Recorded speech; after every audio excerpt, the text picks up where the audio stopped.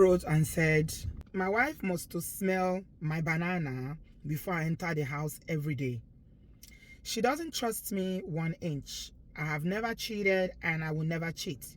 It's been 3 years now and I'm getting tired of this. Pastor Shola, sometimes I feel like cheating just to wicked her. One day in front of my mother, she asked me to get into the room for her to check and smell my banana. I was mad, but I couldn't stop thinking about how she brought me from Lagos and gave me a green card. I'm not happy, but I have to remove my underwear every time I get back home. Is this not slavery? Oh my guys, welcome back to my channel. My name is Bree. Everyone here calls me Auntie B. If you are new here, this is Obodooyinbo TV, and we usually talk about relationships, marriages, Obodooyinbo life, navigating the abroad and everything in between. Thank you so much. So that little piece of write-up I just read to you is from Dr. Shola's page. In fact, I'm going to be creating quite a lot of content now from Dr. Shola's page, because there's just so much that is going on there in terms of men, especially brothers, coming out to ask for advice. Women too. A lot of people, because it's anonymous, I think it's easy for a lot of people to be honest and speak their truth, because they know nobody knows them. You know, Nigeria, we are big on keep my name private. I don't want anybody to know. What will people say? I don't want anybody to know. I don't want anybody to know. I understand. We're very judgmental people, so I don't even blame anybody that wants to keep their ish very, very private and confidential, for that matter. I don't blame them. You know, easy. So I read that post this morning on Dr. Shola's page, and I decided, you know what, I'm going to talk about it. So this is a case of a woman who went from America to go marry someone in Nigeria. They brought them to the US and gave them green card. And what I saw in that write-up is a case of a woman who have very, very deep trust issues. Yeah, serious psychological trust issues for whatever reason. Now, PK is always talking about why it is important for people to heal before they deal. What it means is you need to be healed mentally, emotionally, for you to get, when you've been in a relationship that was, you know, very chaotic, that was traumatic, especially if it didn't end well and your heart was broken, or you feel like somebody did something to you that you're not happy with. Please don't jump into another relationship. Don't jump into another marriage. Our people tend to do that quite a lot. Yeah, they do that quite a lot. People don't want to go to therapy because they don't want to pay. They prefer to go to speak to their pastors or pray or go to social media. They don't want to do the work of healing. Healing, if you have a broken leg here, your leg is broken. You're not going to say, oh, I will just stay at home and be praying that it will heal. No, you will go to the hospital. You will go and get it treated. They will put a cast on it or something. They'll reset it if your ankle is sprained or your bone is broken. They have to, the professionals have to, orthopedic people have to make sure that they reset that leg so that your bone will be straight and you can walk again. It's the same thing. But because the issues of the heart are things that you don't see physically, a lot of our people take them for granted. See, when you've been in relationships that are very, very bad, where you felt like you were treated badly, when that relationship ends, a lot of people end up having resentment, a lot of resentment against the other gender. And if they don't heal before they get into another relationship, the tendency is that the next person they are going to get together with is the one that will that shaggy when they chop for their previous relationship or previous marriage. Now that person go chop. Now you go pay for that shaggy. So I don't know what these people's circumstances is, but for a woman to be saying, babe, every day, come, I want to smell your banana, there's something completely off with that kind of a person, mentally and emotionally. Yeah, she has deep-rooted issues with trust. The man said, I've never cheated before. I don't plan to cheat.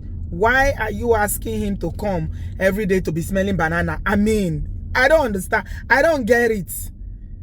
I mean, it takes a level of some cool behavior for somebody to say, I want to smell your banana. I mean, to be honest, it's not every man that will consent to that. Kudos to this man, because it seems like someone who wants to do well. Maybe he just feels grateful that somebody has rescued him from Nigeria, brought him to America, and if this is the little sacrifice that he needs to make her happy, then he feels that he should do it. But let me tell you something, it's not sustainable. He can do it for 6 months, 1 year, but it's not sustainable. At a point, he's going to get really fed up with it, and he will question. And we can tell from his write-up now, writing to Dr. Shola, that he's already tired. He doesn't want to do it. I mean, I'm big on putting myself in other people's shoes. Arema egbe is what Esako people call it. Arema egbe. What you are doing to someone else, reverse it. If the reverse was the case, would you be able to take it? If as a woman you go out every day and your spouse is saying, as you come into the house, they say, come, remove your pata or remove your underwear, I want to smell it. I mean, what's that? What's that? How do you even tell? How can you even tell if somebody has even had kerewa by smelling their banana? I don't understand. There's something wrong with that woman. She needs a lot of therapy. She's not all right. And that's why I was saying what PK said about heal before you deal. Everything the man said is an indication that that woman is broken. She had some trauma. She has deeply rooted trust issues she has not dealt with, and she's run to Nigeria to go and marry somebody else now.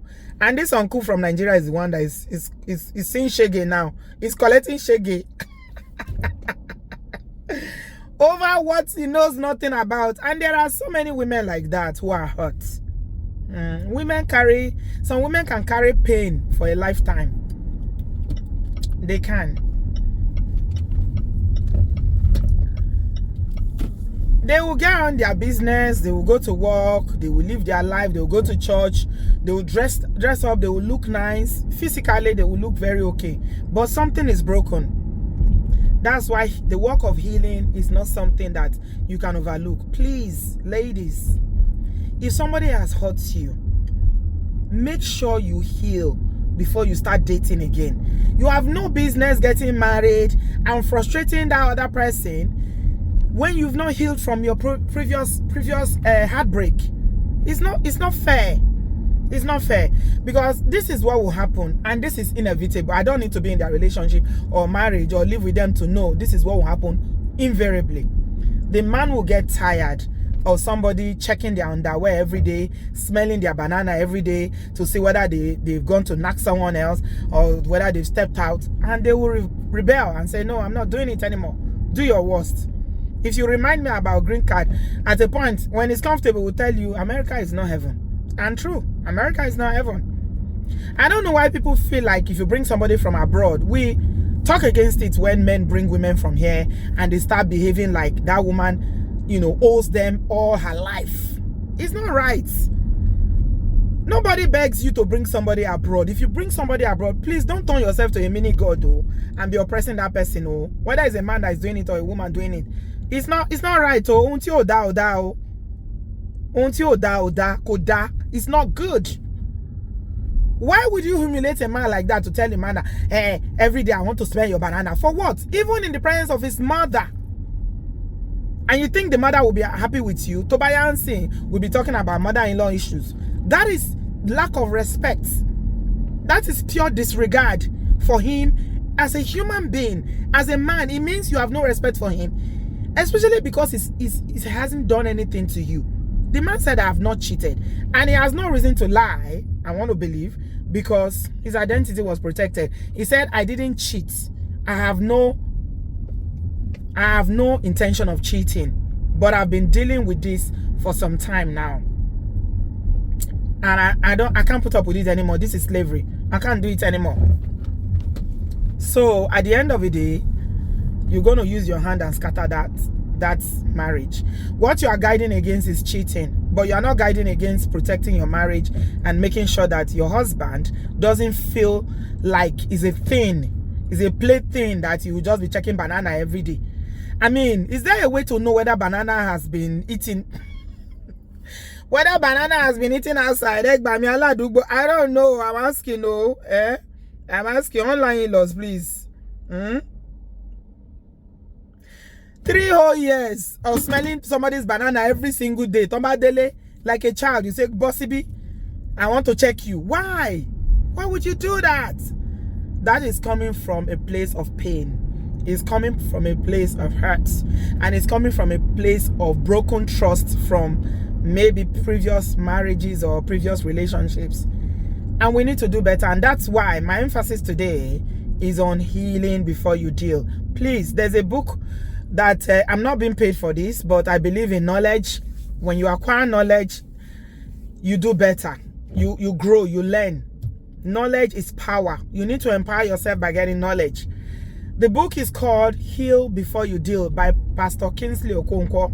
He's a relationship coach. He's a pastor, but also a relationship coach. And he wrote that book. You need to go and read it. If you don't like reading, maybe watch videos about healing from brokenness, from pain, or go to therapy. That one everybody can. In this day and age, therapy is you don't need to go to long thing. It's online. They do it these days. Just look for a therapist that can help you through your pain, so that you can you can heal from the pain that you are going through and that trauma, so that you can treat your husband, or in some cases, it's some men that are traumatized from previous relationships. You can treat your spouse, you can treat them with respect. There is no way it is cool. It is not acceptable, that kind of behavior. I don't care what anybody says. It's not. It's not.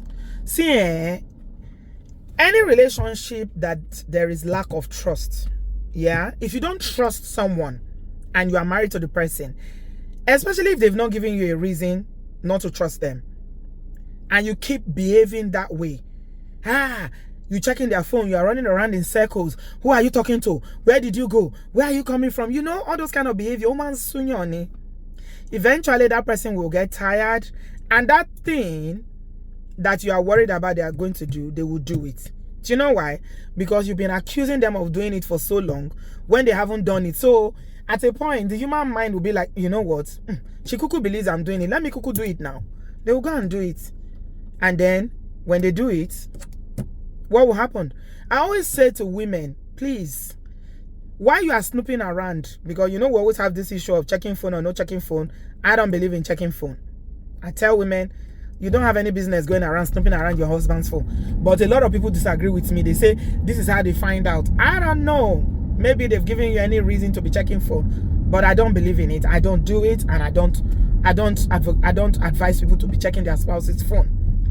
But what I always say, if you are the type that is always snooping around checking your husband's phone, be prepared for what you will see. And it's not just seeing, it's what you will do when you see. So a lot of people are checking their spouse's phone. They want to know who the spouse is talking to, who they are in contact with, who called them, who texted them, who they are following on social media, who they commented on their page on social media and all that. If peradventure they eventually find evidence to support the fact that the man was maybe talking to someone else, which they shouldn't do, they don't have any intention of doing anything. They will just start making trouble. They will just start quarreling and making trouble, but they will still remain in the marriage. So, Nigerian women, it is well with us in Jesus' name. It is very, very well. What is the point when you know you are not going to go anywhere? You know you are not going anywhere when your husband cheats, but you start looking for the cheating evidence up and down until you find it. That's why I say leave the man's phone alone. If you're I know a lot of you don't agree with me on that, but my stand remains the same. Just what if he's cheating? Eventually you will know. You don't even need to go through phone for some time to know. And then when you know, it's one thing to know, it's one thing for you to decide this is what I'm going to do now that I know. But what I know with our agenda is that a lot of us Nigerian women, we don't do nothing. We never do anything. You're not like the other people from across the world that will say, okay, get your things and get out, or I'm not doing again. No, you're not going anywhere. So why are you stressing yourself? I don't see the point in it. But a lot of people tell me that they want to find out because they want to protect themselves. They want to know whether they should still have carry-on with the person, whether this or that. I don't know, my people. To your time to Israel, every man with his kettle. But generally today, what I'm talking about is trust issues. People with trust issues, yeah? This woman has trust issues. A lot of you have trust issues because of previous things that have happened to you in the past. This auntie that is saying that is smelling the husband's drawers, don't do it though. It's not nice, so please stop. That man is not cheating. He's not. Stop it. You have no rights. If he's a woman now, would have been shouting abuse. Don't do that. Don't take people's graciousness because they are gracious or they are grateful or whatever English you want to speak about this. Don't take it for granted. You shouldn't dehumanize somebody to the point of saying, come every day, let me be smelling your banana. That's not right. But nothing sherwe. Why? No. That's not on. When brothers do things, we call them out and we tell them what they are doing is wrong. So you sisters, you too, when you are doing something that is just come on now, it's not right. You can't. A grown man every day comes on, you say, Bossy B, I want to smell, I want to check. Why are you doing that? There's something wrong with you. Oh, well, all right, go and fix yourself. Maybe everybody you've dated in the past or you were married before, they've always cheated, or you are this kind of woman that grew up believing that all men cheat. It's not the fault of this man. Somebody that has not sinned is being made to pay for other people's sin. And when, eventually, maybe he decides to do what you are suspecting, or you keep snooping around and finding out whether he's doing, you will not be hearing stories. You went to Nigeria to marry him. Then you gave him green card. This is why he pays you. It is only healthy people that should be in relationships. Some people are not healthy. And this is why it's important for you to find out. I know sometimes when you are dating, especially when the love is new, they shock you. So you ignore all those red flags. That's a big red flag there. Trust issues. Somebody who has trust issues is a very, very big red flag. Because I'm sure there is no way this woman demonstrated that she has trust issues when she was going to Eko to go and see the guy, or for however long they were dating before she eventually married, or they eventually got married and he came to the US. It's just, there's a level of brokenness in that woman, and unfortunately her husband cannot help her. So she needs a lot of reassurance. I like what somebody said. Let me read something to you. What somebody said in that post on Dr. Shalab's page. Somebody said something there that makes a whole lot of sense. I'll read it to you. There's a whole lot of brokenness there that needs work. So the person said, feeling insecure can be influenced by various factors, and it's important to approach this with sensitivity and understanding. Some potential reasons your wife might feel insecure could include: 1, past experiences. Previous negative experiences in relationship or life events can impact on one's self-esteem and sense of security. I said that. Inferiority complex. Number 2, some people feel very insecure. They have inferiority complex. They feel that, this guy, did he actually love me? Or did he marry me to come to America? He's going to leave me. Maybe I'm not fine enough. Maybe I don't have big bum bum. Maybe, these are all inferiority. It's complex issues. So when you compare yourself like that, social comparisons can lead to a feeling of inadequacy if she perceives others are more successful, attractive, or accomplished. This fine boy, maybe I have a child before. He doesn't have any children. What did he see in me? This is insecurity. is complete inferiority complex that can bring this level of insecurity whereby you be telling the man, come, let me spend your banana. Number 3 is lack of validation or affirmation. And this is when there is insufficient emotional support, compliment, or affirmation from loved ones.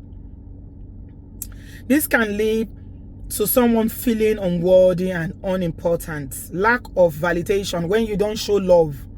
You don't show the person that you love them. You don't tell them they are beautiful. Look at me, I just finished doing my makeup now. Looking best. Imagine getting home. My husband doesn't notice. Doesn't say, you look nice. You know? It can, if you're not a very confident person, it's not everybody that is born, or it's not everybody that has developed their level of confidence to the point that they don't need this validation every day. Somebody telling you, you are fine. Oh, how did I hit gold by marrying a beautiful woman like you? You know? Some women need, they're like how we give children validation. That's how much they need validation. Number 4 is communication challenges. If there are difficulties in communicating openly, or if there's a lack of reassurance within the relationship, it can breed insecurity.